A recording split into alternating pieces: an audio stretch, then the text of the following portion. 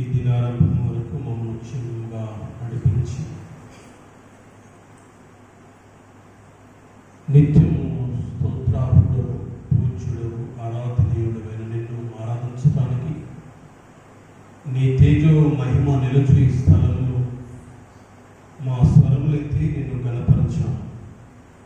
దేవా, మనుష్యులు పై స్వరూపమును లక్ష్య పెట్టుదురు కానీ మీరు హృదయాంతరంగమును పరిశోధించే దేవుడు. మా హృదయ కాఠిన్యమును మీరు ఎరిగిన దేవుడు. దేవా, కరుణ కలిగిన మనస్సుగా మార్చగలిగినటువంటి సమర్థుడవు. నిన్ను ఆరాధించడానికి నీ సన్నిధానంలో కొద్ది నిమిషాలు నీ వాక్యమును ధ్యానించడానికి మేము సిద్ధపడుతూ ఉండగా మమ్మల్ని తృప్తిపరచి సమృద్ధితోనూ సంతృప్తితోనూ మమ్మల్ని నడిపించుమని, కుడి వచ్చిన బిడ్డలను మీరు దీవించుమని యేసు నామమును బట్టి ప్రార్థిస్తున్నాను తండ్రి, ఆమేన్. ప్రియమైన దేవుని బిడ్డలారా, మన ప్రభువైన యేసుక్రీస్తు నామములో మీ అందరికీ నా నిండు వందనాలు తెలియజేస్తున్నాను. మరి గత ఆదివారం చక్కని సందేశాన్ని, వివాహం యొక్క ఔన్నత్యాన్ని, వివాహం ద్వారా జతపరచబడిన భార్య భర్తల యొక్క ప్రేమ బంధాన్ని, వారి యొక్క బాధ్యతలను చాలా విపులంగా మనం జ్ఞాపకం చేస్తున్నాం. మరి ఈరోజు మరికొన్ని మాటలను జ్ఞాపకం చేసుకోవడానికి చదవబడిన లేఖనం నుండి కొన్ని వాక్య భాగాలను జ్ఞాపకం చేస్తున్నాం.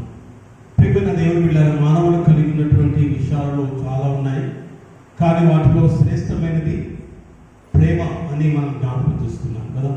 విశ్వాసము, నిరీక్షణ, ప్రేమ, ఈ మూడింటిలో శ్రేష్టమైనది ప్రేమ అని మనం జ్ఞాపకం చేస్తున్నాం. ఇహలోక సంబంధమైన ప్రేమ కాదు, కానీ ఆ దేవుని ప్రేమను కలిగినటువంటి వారుగా మనం ఉండాలని దేవుడు జ్ఞాపకం చేస్తున్నాడు. ఆ ప్రేమ అనేటువంటిది చాలా రకాలుగా ఉంటుంది. సహోదరుల మధ్య ప్రేమ ఉంటుంది, తల్లిదండ్రుల మధ్య ప్రేమ ఉంటుంది, అన్నదమ్ముల మధ్య ప్రేమ ఉంటుంది, అలాగే స్నేహితుల మధ్య ప్రేమ ఉంటుంది. రకరకాల ప్రేమలు ఉన్నాయి, కానీ ఇవేవి శాశ్వతమైనవి కావు. మరి ఆ ప్రేమ అగాపే అన్నాడు. గ్రీకులో ఒక మంచి మాట ఏమంటాడంటే అగాపే అన్నాడు. ఈ అగాపే అనేటువంటి ప్రేమ ఇది శాశ్వతమైనటువంటి ప్రేమ. దేవుని ప్రేమను పొందాలంటే దేవుని యందు భయము, భక్తి కలిగిన వారుగా ఉండాలి. ఈరోజు ఆ ప్రేమను పొందడానికి ముందు మనం కలిగి ఉండవలసిన కొన్ని విషయాలను జ్ఞాపకం చేసుకుందాం. దేవుని ఆరాధించడానికి మనం కూడుకుంటున్నాం, కానీ మరి దేవుని యొక్క ఔన్నత్యాన్ని, దేవుని యొక్క సుగుణాలను మనము జ్ఞాపకం చేసుకోవాలి. మనం ఒకరితో స్నేహం చేయాలంటే అవతల వ్యక్తి మనలను ఎంతగా అభిమానించగలుగుతారు, ఎంతవరకు మనకు భరోసా ఇవ్వగలుగుతారు, ఎంతవరకు నడిపించగలుగుతారు, ఎంతవరకు మనకు ఉపయోగపడతారు అనే విషయం తెలిస్తేనే ఆ వ్యక్తితో మనం స్నేహం చేస్తాం. ప్రియమైన దేవుని బిడ్డలారా, మరి దేవుని ప్రేమ, ఈ లోక స్నేహము దేవునితో వైరం ఉంటున్నాడు. మరి ఈ లోక స్నేహము కాదు, కానీ దేవునితో మనము ఆ ప్రేమను కలిగిన వారంగా ఉండాలంటే మొదట యెహోవా యందు మనము భయభక్తులు కలిగి నేర్చుకోవాలి. మరి దేవుని కార్యాలు 111వ కీర్తనలో ఆయన చాలా స్పష్టమైన రీతిగా జ్ఞాపకం చేస్తాడు. 111వ కీర్తన 2వ వచనంలో యెహోవా క్రియలు గొప్పవి, యెహోవా క్రియలు గొప్పవి. మనుషుల క్రియలు అల్పమైనటువంటివి కదా, అల్పకాలమైనటువంటి ఆ క్రియలు, కానీ దేవుని యొక్క క్రియలు అవి చాలా గొప్పమైనటువంటి క్రియలు అని అంటున్నాడు. వాటిని ఇష్టం గల వారందరూ వాటిని విచారించుదురు. హల్లెలూయా. దేవుని యొక్క క్రియలను చూడాలని దర్శనము కలిగినటువంటి వారుగా, లేక నిదర్శనముతో, నిరీక్షణతో మనం కనిపెట్టుకొని యెహోవా క్రియల కొరకు మనం వెతకాలట. ఆయన కార్యాలు అంతము లేనివి, ఆయన కార్యములు బహు గొప్పవి అని జ్ఞాపకం చేస్తున్నాడు. ప్రియమైన దేవుని పిల్లగా 5వ వచనం అంటున్నాడు. 5వ వచనంలో 4వ వచనం చదువుకున్నాము. ఆయన తన ఆశ్చర్య కార్యములకు జ్ఞాపకార్థ సూచనను నియమించినాడు. యెహోవా దయా దాక్షిణ్యపూర్ణుడు, తన యందు భయభక్తులు గల వారికి ఆయన ఆహారం ఇస్తున్నాడట. దేవుని స్తోత్రం కలుగును గాక. హల్లెలూయా. ప్రియమైన దేవుని బిడ్డలారా, నీ కుటుంబము నీ జీవితము ఆశీర్వాదకరంగా ఉండాలి అంటే, ఆయన కుటుంబంలో ఏ లోటు ఉండకుండా ఉండాలి అంటే దేవుని యందు మనము భయభక్తులు కలిగినటువంటి వారంగా ఉండాలి. మనము భయభక్తులు కలిగి ఉంటే మనతో ఆయన చేసిన నిబంధన జ్ఞాపకం చేసుకుంటాడట. ఎందుకంటే ఇశ్రాయేలును కాపాడువాడు కురుగడు ఆయన గొప్పవాడు. ఆయన నిబంధన చేశాడు. ఆ నిబంధన నేటి వరకు కూడా అది కంటిన్యూ అవుతుంది కదా. ఆ నిబంధన నేటి వరకు కూడా అది కొనసాగుతుంది. అందుకని ఆయన అంటాడు, ఆయన నిత్యము తన నిబంధనను జ్ఞాపకం చేసుకొనును. నీవు మరచిన ఆయన మరిచే దేవుడు కాదు.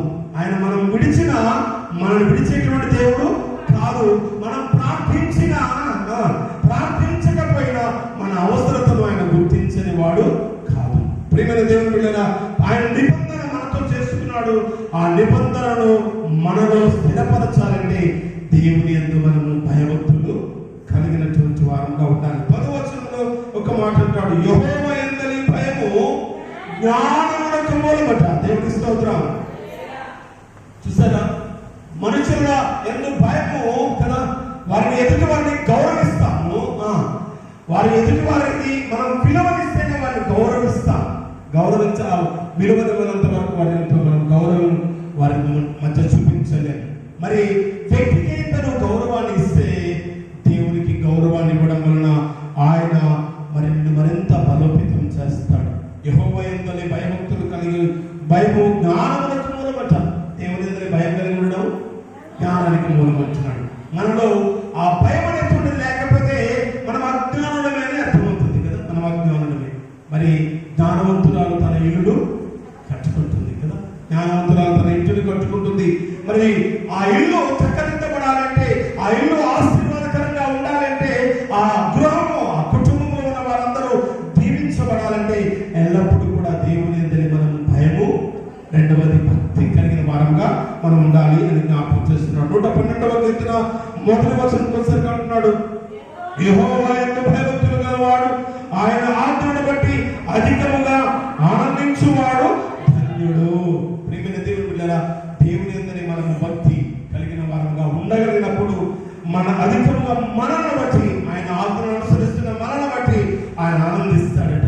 నిజంగా ఈ రోజు మరి మీరందరూ కూడా ప్రభువును గణపరచడానికి కూడి వచ్చినారు కాబట్టి మిమ్మును బట్టి ఆయన ఆనందిస్తున్నాడు. పరలోకమందు ఆయన మహిమ పొందుతూ ఉన్నాడు.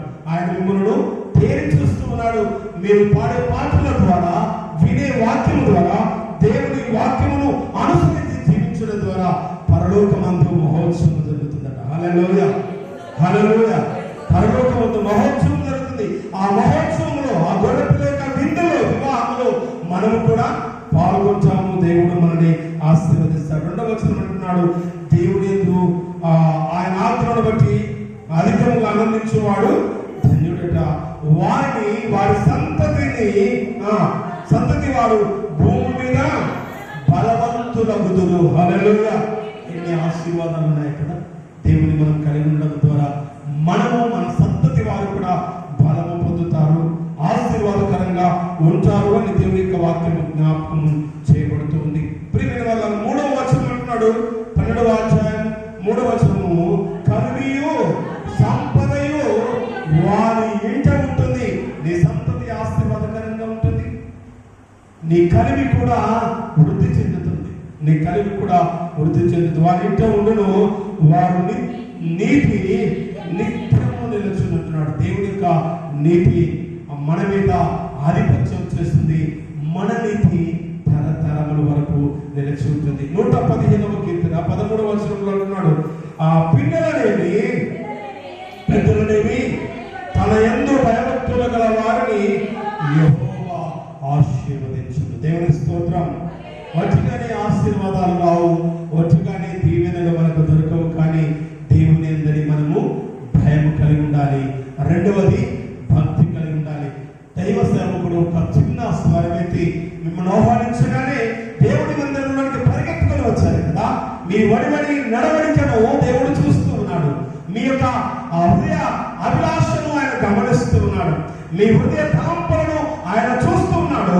ఆయన మిమ్మల్ని ఆశీర్వదించడానికి ఆయన సిద్ధంగా ఉంటున్నాడు. పిల్లలనేమి పెద్దలనేమి తన ఎంతో భయభక్తులు గల వారిని ఆ యెహోవా ఆశీర్వదించున్నాడు. రెండవ ఆశీర్వాదం అంటున్నాడు, యెహోవా మిమ్మును మీ పిల్లలను వృద్ధి పొందించును అంటున్నాడు.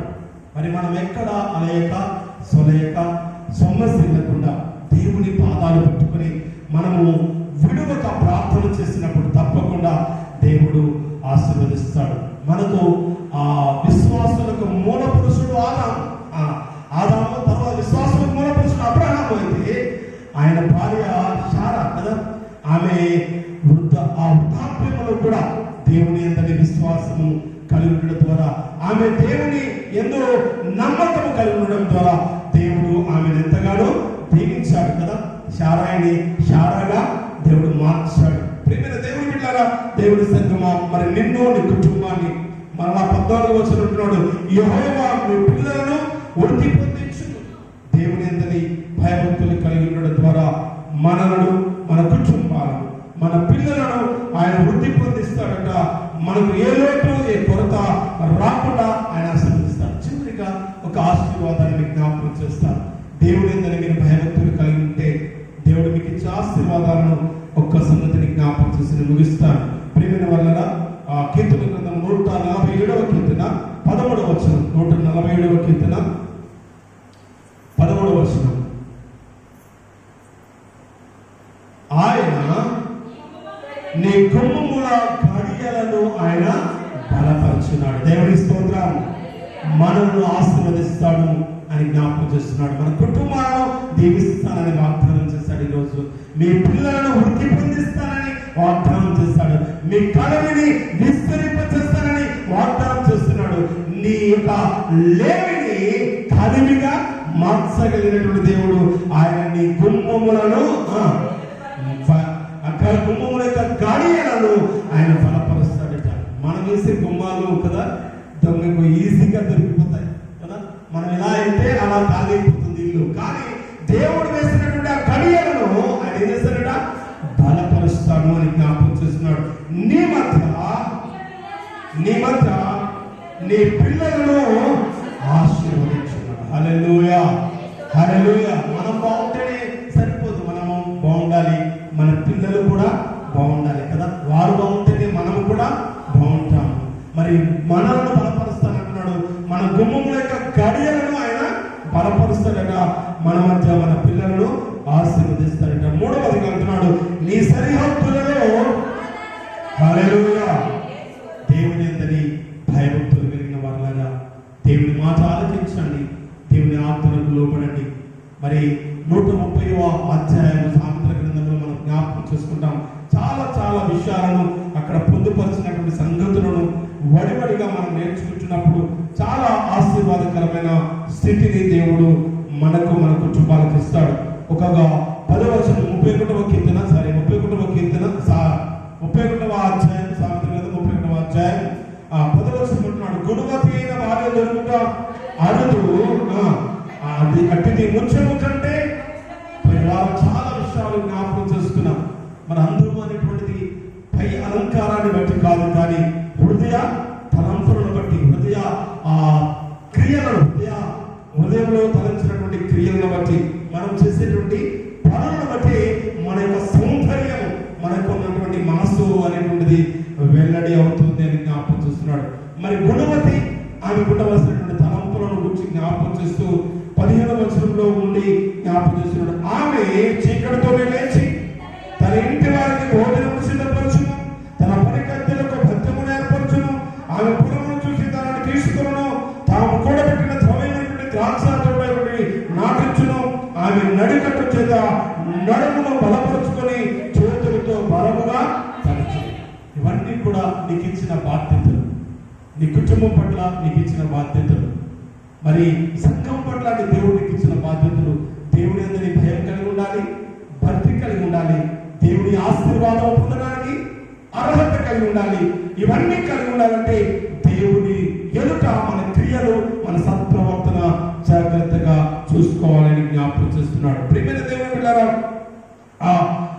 24వ వచనం నుంచి మనం గమనిస్తే 24వ వచనం, ఆమె నారబట్టలు వేయించి అమ్మును, నడికట్లను వర్తకులకు అమ్మును, బలమును ఘనతయు ఆమె వస్త్రం.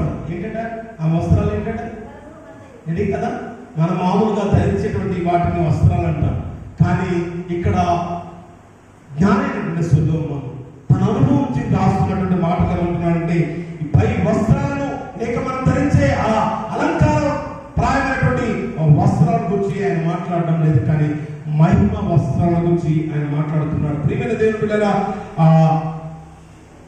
ఆమె నడుకను చేత నడుమును బలపరుచుకొని చేతులతో బలంగా పరిచేది తన వ్యాపార లాభము అనుభవించే తెలుసుకున్నాడు. రాత్రి వేళ ఆమె దీపము ఆరిపోతారు. మరి ఎంతగా మరి ఆమె ఒక భయభక్తులు కలిగినటువంటి ఒక స్త్రీని గురించి చాలా చక్కని సందేశాన్ని మనం వింటూ ఉన్నాం. ప్రియమైన దేవుని బిడ్డలారా, మరి మన మహిమ వస్త్రాలను, బలమును, ఘనత అయినటువంటి వస్త్రాలను మనం ధరించుకొని భయము, భక్తి అయినటువంటి విధేయతను కలిగినటువంటి వారుగా మన కుటుంబాన్ని నడిపించుకునేటువంటి వారుగా చివరిగా 31వ వచనంలో అంటున్నాడు, ఆమె చేసిన పనిని బట్టి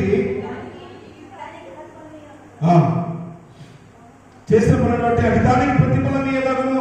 గౌనుల యొద్ద ఆమె పనులు ఆమెను కొనియాడుదురు అని జ్ఞాపకం చేస్తున్నాడు. ఇవన్నీ జరగాలంటే 30వ వచనం అంటున్నాడు, ప్రియమైన వలన అందము మోసకరము, సౌందర్యము వ్యర్థం. ఇవి బహిర్కృతమైనవి లేక అలంకారప్రాయమైనటువంటివి కానీ అవి శాశ్వతమైనవి కావు.